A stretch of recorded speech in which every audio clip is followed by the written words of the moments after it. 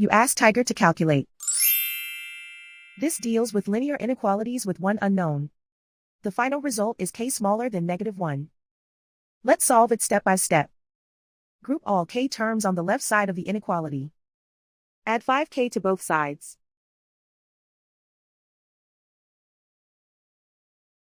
Simplify the arithmetic.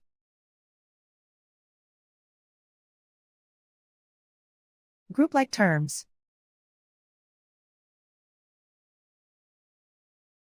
Simplify the arithmetic.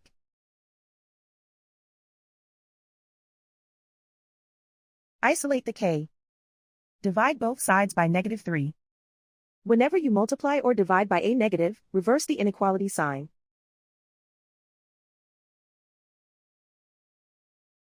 Cancel out the negatives.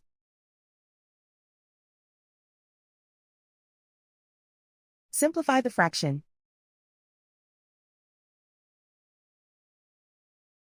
Move the negative sign from the denominator to the numerator.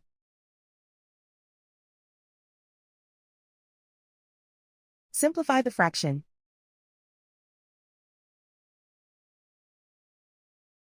Plot the solution on a coordinate grid.